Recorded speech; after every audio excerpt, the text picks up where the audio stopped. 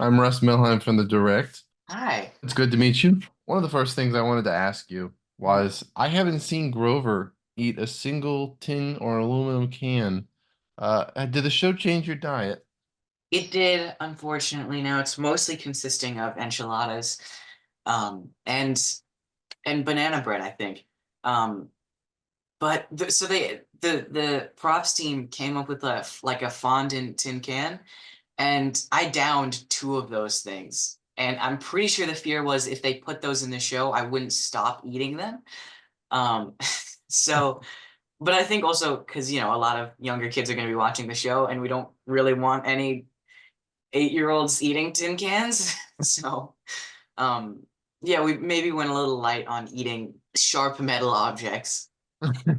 That is probably a good message to instill upon younger audiences is don't do that. Mhm. Episode 5 offered your character a unique diversion from the source material. You got to spend some time with Ares at the diner. What was it like filming that scene? That was probably one of my favorite scenes to film in the entire show, I guess. Um, Adam is just such an incredible actor. He's the nicest person you'll ever meet off camera. There's no acting like in that's genuine fear in my eyes, truly. He is terrifying once the cameras are on. Especially that like interrogation lighting with that weird like flickering light over us in the diner booth and him just like leaning forward and he's so tall and he's like just this like presence that like yeah, it was definitely terrifying. But he's also such a professional, and he was so willing to like go with whatever happened in the scene. In one of the takes, he slams the table, and just like a bunch of stuff go flying off of it, like a coffee cup falls over, and like forks are spilling. And Jet, our director, is in the background like cracking up, and he just like kept going. After that, he would intentionally try and knock stuff off the table with, every like slam or like you know, like just to emphasize his presence on screen. He was incredible. Can imagine him hitting it hard enough that the whole table just breaks. I wish I've seen him go through flaming tables. He can do that.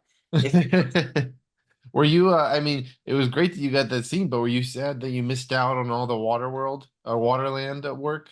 I was not so much when I saw the BTS. I actually went and visited the set just because I wanted to see what was going on.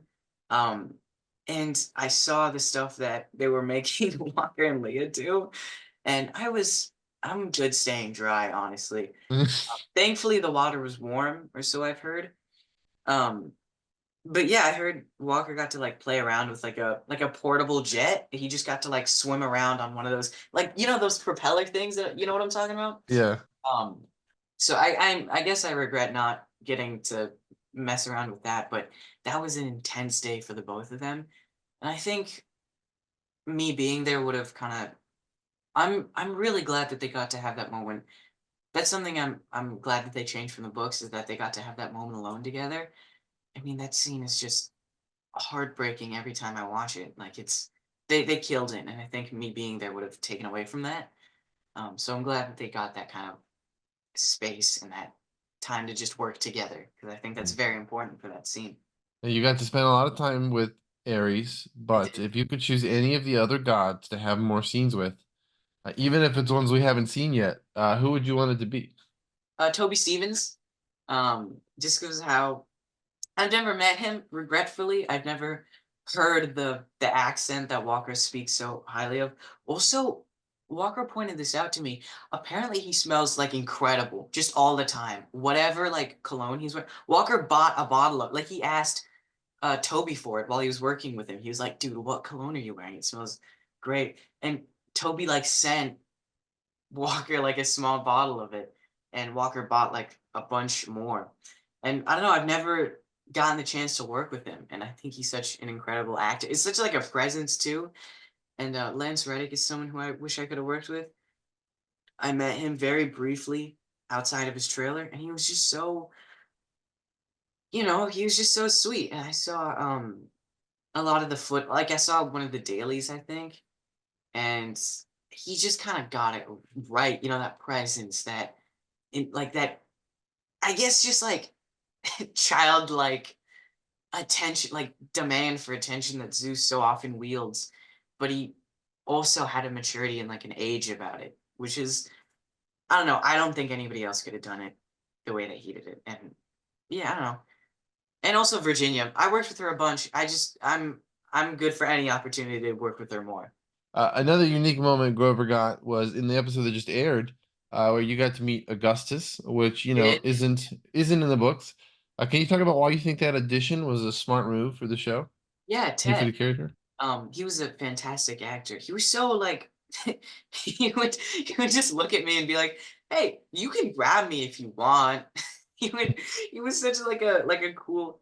He would just like keep coming up with stuff to try, and he was so willing to do whatever. Um, yeah, I don't know. I love that guy. Yeah, I think it was smart because I think separating Grover and Percy and Annabeth, one, it gives them again that chance to kind of less so Percabeth development because I think it's a little too soon for that, but it's more so just helping them get over that constant state of bickering. It kind of Hmm. gives Grover more this is a very selfish way to look at it, but it gives Grover more space to play instead of just, being focused on keeping those two in check. It, kind of shows the audience, okay, they're ready to kind of go on this quest themselves. They're ready to do what it takes. They're ready to make some of the hard decisions that come up in books. Episode 7. There's some changes in episode 7 that I think will kind of shed light as to why a lot of those decisions were made in episode 6. Episode 7 is one of my favorites, and I'm so excited for people to see it. Um, but yeah, I think just giving Grover time alone re-emphasizes his journey for Pan, his willing. Just the entire episode is about the reason the Lotus Casino draws him in is because it the allures Pan. That's his entire thing. That's his reason for being. If you're to look at it that way, is searching for Pan. So I'm glad that Rick and the writers kind of re-emphasize that. Oh, want to talk about episode 7? Grover had a very close encounter with Cerberus. Yes, How exactly was that moment filmed? intense 3 days, man. Um, so as you are well aware, I get eaten by Cerberus. The stunt where we're running and then I get eaten, that was fun. That was like really cool because I'm dry for it. And have you ever seen Rocky 3? Yeah. You know that scene where they're sprinting down the beach and they're just like, it's him and Apollo like racing each other. It was kind of like that, except if it was nothing like that, and it was in the underworld, and there was a massive three-headed dog chasing us, which was really cool. So me and Walker were joking about that the entire time. And there was also like the stunt that they like the way that they did it was cool. They set me up on a harness and just let us run. They did this huge stretch of like black sand, and they let us run for however long we wanted, and then just randomly would pull me back and like send me flying like back the distance that I came. And it was really fun. As for coming out of Cerberus, apparently they couldn't CGI the dog saliva. That's something they had to do practically, unfortunately. So it was just 3 days doused in, I think, thickening gel, like the stuff they put in milkshakes to make them look thicker on camera. Almond oil, baby oil, more oil, and some sort of like sudsy, like almost like a soap kind of thing. Just head to toe in that. Oh, and like more edible, like a different kind of edible gel. So yeah, I guess that was an experience. Sounds pleasant. Yeah, for sure, man. It was really Yeah, fun. the underworld was pretty creepy. How much of that was practical versus, being on the volume? Because I know you guys utilize that technology a lot. Most of it was like a lot of it was not filmed on the volume stage, surprisingly. Oh, really? Yeah, like only Hades's Palace was filmed on the volume stage. Everything else, like our journey to the underworld, is just it's complete. It's like a lot of blue screen. And the scene, the bit where we're like walking through Asphodel and we're kind of stumbling upon the Asphodelians. Mm-hmm. So for whatever reason, they just made like random ones real people, not just the ones around. So we would like walk to Crafty like on our break, and we would walk past one and look at it, and it just starts speaking. It'd be like, "Great job, guys!" And it was just so terrifying. And Leah has this, I think she said this story before. Um, but she was just kind of like poking one of the like statues. She's like, "Oh my god, they look so real." She was just kind of like playing with the fabric, and he's like, "Oh, could you not do that?" And she had been like poking it for like 10 or 15 minutes now. And he just looks down and he's like, "Hey, could you not mess with the costume?" And she just starts screaming, and we thought she was dying or something. Um, it is a strange filming process for sure. Yeah. And when it comes to the finale itself, what was your favorite part filming that last episode? Yeah. There's this scene that I've talked a little bit about it before, but there's a scene that Percy and Annabeth have, and it's Leah's last scene. And it was like her last scene in filming. So after that we were wrapped.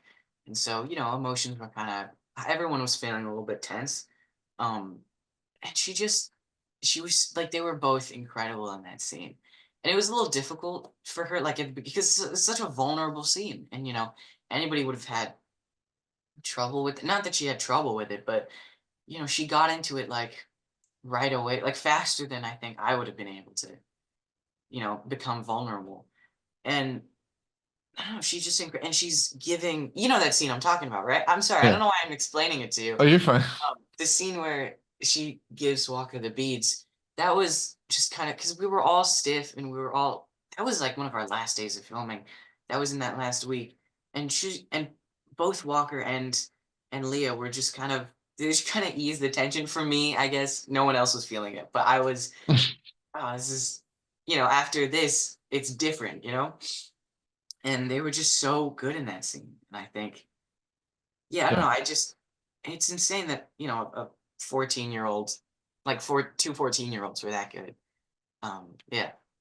I have a two-part question for you.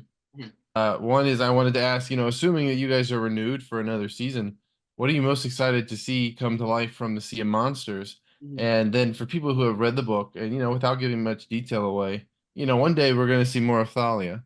Yeah. And so I'm curious if you have any idea who you'd want to see play her. Fan castings. Yeah. This is something me and Walker talk about almost 24/7. Like every time we call, there's some discussion about fan castings. What I'm most excited to see, wedding dress, and it's not even close. Um, as for Thalia, our good friend, me and Walker's good friend, Mona Tamada, I feel like she'd make a pretty cool Thalia. She's got kind of that punk feel about. She's played characters like that before, and she's also just an incredible actress. Um, she's really, really good. So I don't know. I think she could handle that kind of pressure, that mantle of Thalia. She was even more so an iconic character than Percy or Grover. Yeah. Yeah, or I don't know. I'm really glad. I'm really excited to see what they do. And then, before I head off, one more quick fan cast for you, just because I'm curious to see you talk about it so much. When we get to book 4, who Yeah. do you want to play Juniper? I think they're actually bringing in Margot Robbie for it. It's strange, Yeah. but it's not. Um, I don't know. Hopefully, just someone I have good chemistry with. Um, I don't know. I feel like it'd be weird if it was one of my friends. I don't know. It kind of depends on what friend it was. Um, yeah, whoever it is, I hope I just get to do chemistry reads with them beforehand. Yeah. Yeah.